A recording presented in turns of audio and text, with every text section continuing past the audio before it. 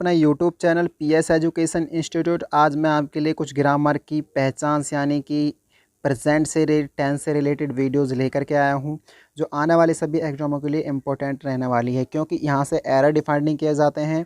ज़्यादातर यहां से बहुत ज़्यादा वैकेंसी मतलब अपनी जगह पूछ ली जाते हैं क्वेश्चंस, जो कि आने वाले एग्जामों के लिए इम्पोर्टेंट रहने वाले हैं।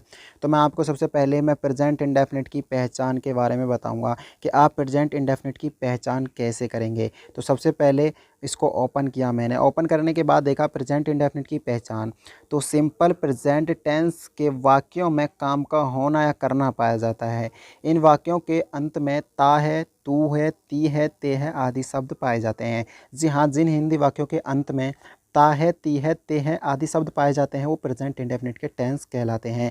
तो नेक्स्ट चलते हैं पीछे की तरफ। इसमें फिर से आ जाता है खोलने के बाद यहाँ इसके रूल्स में कि प्रेजेंट इंडेफिनिट के रूल्स क्या होते हैं। प्रेजेंट इंडेफिनिट के रूल्स जो होते हैं, सबसे पहला रूल क्या होता है, एफर्मेटिव रूल फॉलो कराता है इसका। सबसे पहले इसमें भी कुछ पार्ट्स होते हैं रूल्स में। सबसे पहले एफर्मेटिव सेंटेंस। एफर्मेटिव सेंटेंस कैसे क्या होता है, एफर्मेटिव सेंटेंस में क्या होता है। एफर्मेटिव सेंटेंस जो होते हैं वो फर्स्ट रूल फॉलो करता है, यानी कि सब्जेक्ट यानी सिंगुलर नंबर यानी थर्ड पर्सन यानी फर्स्ट फॉर्म के साथ वर्ब के एस या ई एस या किसी भी नाउन सब्जेक्ट को थर्ड पर्सन समझना चाहिए।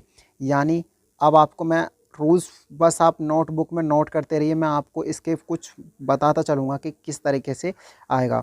तो सबसे पहले रूल सेकंड में क्या है, यानी कि ये तो सिंगुलर के लिए था कि सिंगुलर में किस तरह होगा।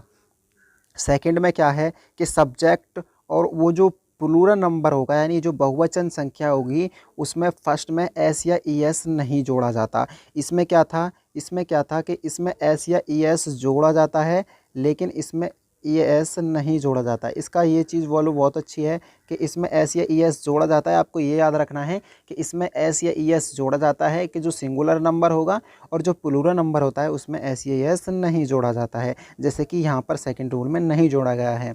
और मैं आपको बता दूं कि प्लूरल नंबर में सब्जेक्ट होने पर वर्ब की प्लूरल होना अर्थात वर्ब में एस या ई एस नहीं लगता है, जो कि मैं आपको बता चुका हूं अच्छे से।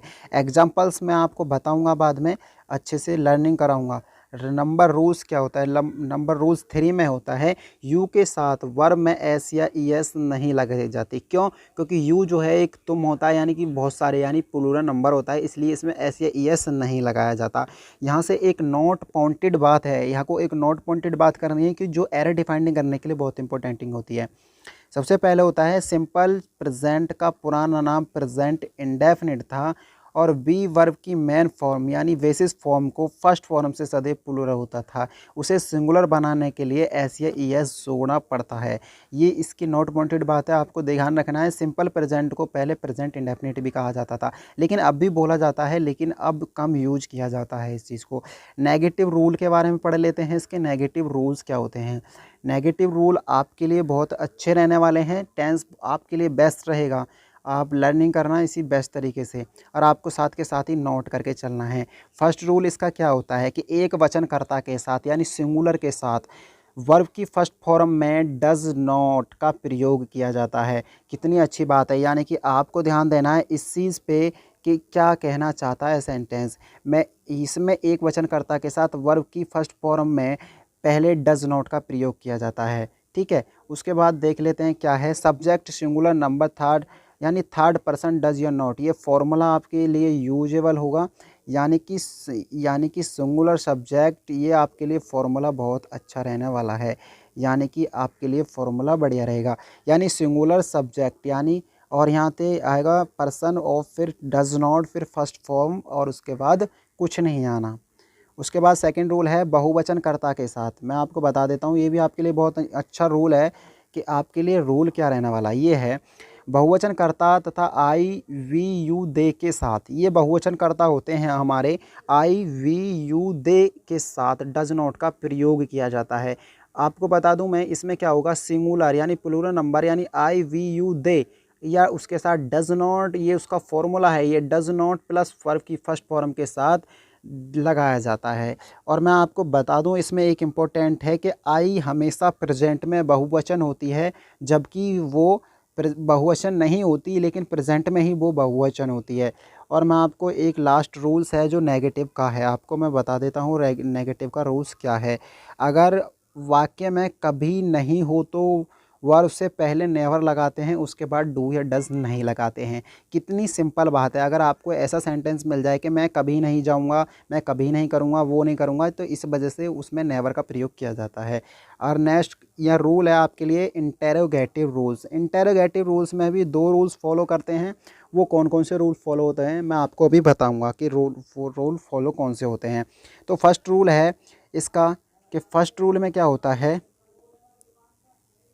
ये फर्स्ट रूल अभी एक मिनट बताता हूँ आपको फर्स्ट रूल में होता क्या है। कि फर्स्ट रूल में इंटरोगेटिव सेंटेंस में ही, सी, इट और एक वचन कर्ता के साथ डज वाक्य में कर्ता से पहले लग जाता है। कर्ता यानी कर्म यानी सब्जेक्ट से पहले लग जाता है। किसको लगाया जाता है, डू या डज, यानी पहले इसमें एक वचन कर्ता के साथ तो डज का प्रयोग किया जाता है। सेकंड रूल क्या कहता है, सेकंड रूल भी देख लेते हैं। सेकंड रूल जो बोलता है, सेकंड रूल बोल रहा है कि अभी आपको बताते हैं कि सेकंड रूल क्या कहता है। सेकंड रूल कहता है आई यू बी दे, यानी कि ये सभी बहुवचन होते हैं और वचनकर्ताओं के साथ साथ पहले डू फिर कर्ता के बाद वर्ब की फर्स्ट फॉर्म लगाते हैं, यानी डू सब्जेक्ट उसके बाद वर्ब की फर्स्ट फॉर्म लगा के उसको फाइनल कर देते हैं।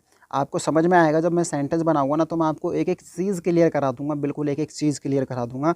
उसके बाद सेकंड है अगर वाक्य, ये थर्ड रूल्स है इसका, बहुत अच्छे रूल्स चल रहे हैं इसके, जो आने वाले सभी एरर्स में डिफाइंडिंग करने होंगे। मैं इसके बाद आपको पार्ट्स ऑफ स्पीच कराऊंगा जो कि बहुत अच्छे रहेंगे। अगर वाक्य के बीच में कब, क्यों, क्या आदि प्रश्नवाचक शब्द हों तो सबसे पहले उनकी अंग्रेजी डू या डज और फिर करता या फिर उसकी वर्ब की फर्स्ट फॉर्म के साथ लगाते हैं। यानी कि सबसे पहले यहाँ एक आपको मैं नोट करा देता हूँ कि अगर वाक्य के अंदर ये वर्ड दिख जाएँ, बीच में दिखेंगे कि कब, क्यों, क्या, तो ये शब्द दिख जाए ना, तो सबसे पहले इनकी ही लगनी है। उसके बाद डू या डज का प्रयोग किया जाता है। उसके बाद ये सब्जेक्ट का प्रयोग किया जाता है। उसके बाद फिर ये प्रयोग किया जाता है। उसके बाद फिर ये चीज़ प्रयोग की जाती है। ठीक है। उसके बाद नंबर रूल 4 पे आ जाते हैं। नंबर रूल 4 क्या कहता है, नंबर रूल 4 है कि कितना, हाउ मच, हाउ मनी, कौन सी, यानी विच के साथ संबंधित नाउन आते हैं तो क्या होता है। यानी कि ये कहना चाहता है कि कितना, हाउ मच, कितने, हाउ मैनी, कौन सा, विच के साथ शब्द नाउन भी आता है। हमेशा याद रखना, ये इम्पोर्टेंट नोट पॉइंटेड वाली बात है जो कि एसएससी के अंदर पूछ ली गई थी। मैं आपको बता देता हूँ एक और रूल्स नंबर 5, अगर वाक्य का कोई प्रश्नवाचक कर्ता क्या कार्य कर रहा हो तो पहले उसकी अंग्रेजी फिर वर्ब लगाते हैं। हु के साथ डू या डज का प्रयोग सहायक क्रिया की तरह यानी एफर्मेटिव में ही होता है। मैं आपको इसको दिखा दूंगा। ये सारे रूल्स आप अच्छे से नोटबुक में पहले नोट कर लें, उसके बाद मैं आपको इनको एग्जाम्पल विद दिखाऊंगा कि एग्जाम्पल इनके कैसे थे। ठीक है। नेक्स्ट है ये इंटेरोगेटिव नेगेटिव वाक्य है, यानी कि इंटेरोगेटिव नेगेटिव सेंटेंस की तरह बनाते हैं, केवल कर्ता के बाद नॉट को लगा देते हैं। इस तरह के वाक्य में हु वाले वाक्यों में डू या डज लगाते हैं। यानी कि सेंटेंस का उसका देखो फॉर्मूला किस तरह से होता है। सबसे पहले फॉर्मूला बहुत इंपॉर्टेंट होता है इस चीज़ का कि हु या डू या does plus subject plus not या ऑब्जेक्टिव सेंटेंस। और मैं ये 7वां रूल जो कि आने वाले सभी उसके लिए इम्पोर्टेंट है। देखो ये छोटी छोटी गलतियां होती हैं, वाक्य के अंत में प्रश्नवाचक चिन्ह आवश्यक लगाएं। ये आपको पता होनी चाहिए कि किस तरह से हमको ये लगाना चाहिए। मैंने आपको सारे रूल्स कराए। आपको वीडियो की पीडीएफ चाहिए तो पीडीएफ भी दे दूंगा। आप मेरे को वीडियो के कमेंट बॉक्स में ज़रूर बताना। और मैं आपको, आप मेरे टेलीग्राम ज्वाइन को भी कर सकते हैं। और मैं आपके लिए अच्छी अच्छी वीडियो लाता रहता हूँ जो कि आपको अगर वीडियो अच्छी लगे तो वीडियो को शेयर भी कर देना और वीडियो को वायरल भी कर देना। Thanks for watching. मैं आपके साथ ऑफिशियल @पंकज सर।